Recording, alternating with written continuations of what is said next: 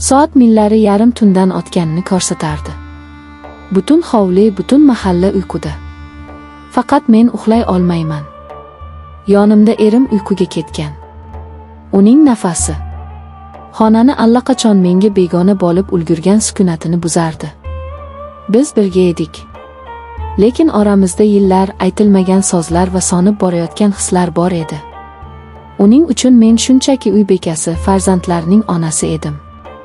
U meni ko'rmasdi, eshitmasdi. Biz qachon bunday bo'lib qoldik? Qachon bir-birimizga shunchaki odatga aylandik? Bilmayman.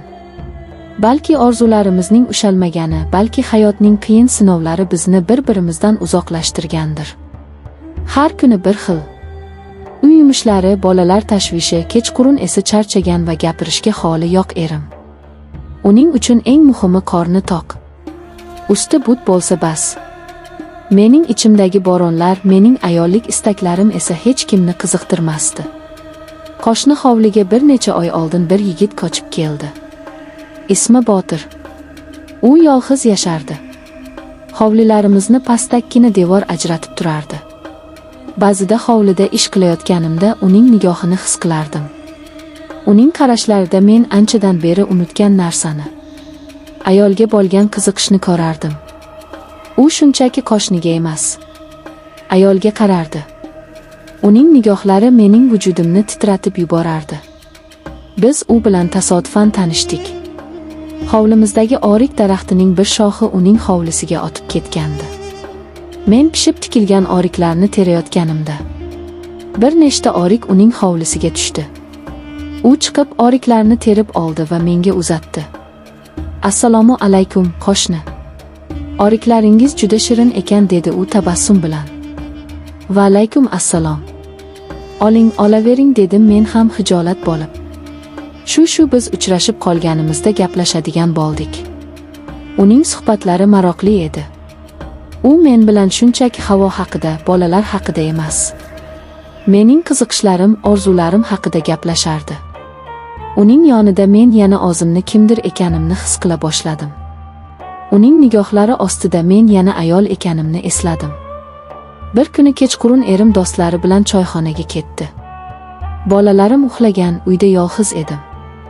Hovliga chiqib osmondagi yulduzlarga termulib o'tirardim. Ichimdagi yolg'izlik meni ezardi. Shunda devor ortidan Botirning ovozi eshitildi. Yulduzlarni sanayapsizmi, qo'shni? Men cho'chib tushdim. Ha, shunchaki deya oldim xolos. Yulduzlar chiroyli, lekin ular ham yolg'iz, dedi u. Uning ovozidagi mayinlik yuragimni eritib yubordi. Biz uzoq gaplashdik.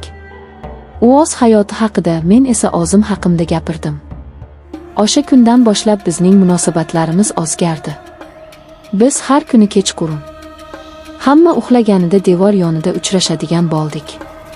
Bu uchrashuvlar mening hayotimning mazmuniga aylandi. Men kun bo'yi shu lahzalarni kutib yashardim. Uning ovozini eshitish, uning nigohini his qilish men uchun baxt edi. Erim esa hech narsani sezmasdi. U o'z ishlari bilan band edi. Uning uchun mening borligim ham, yo'qligim ham bir edi. Men esa har kuni gunohga botayotganimni bilsam ham, bu uchrashuvlardan voz kecha olmasdim.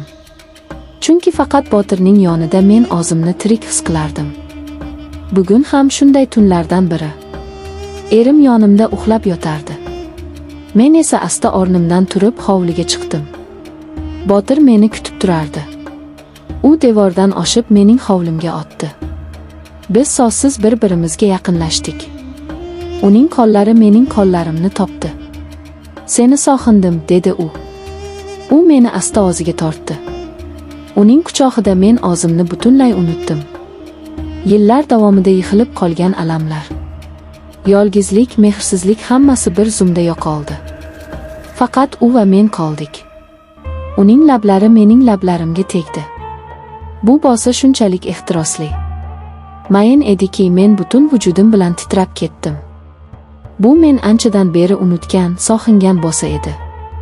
U meni ko'tarib oldi va biz hovlining burchagidagi soriga bordik. U yerda bizni hech kim ko'rmasdi. Men uning ko'zlariga qaradim. Uning ko'zlarida men o'z aksimni ko'rdim.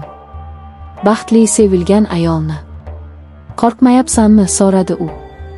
Qo'rqaman. Lekin sen bilan shu qo'rquv ham shirin, dedim men. Bu tun biz birga bo'ldik. Bu shunchaki jismoniy yaqinlik emasdi. Bu ikki yolg'iz qalbning birlashuvi edi. Biz bir-birimizga nafaqat tanamizni, balki qalbimizni ham ochdik. Uning har teginishi, har bosasi mening vujudimda olov yoqardi.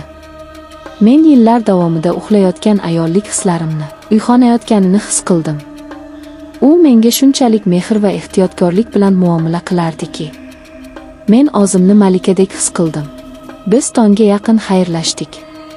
U yana devordan oshib o'z hovlisiga o'tdi.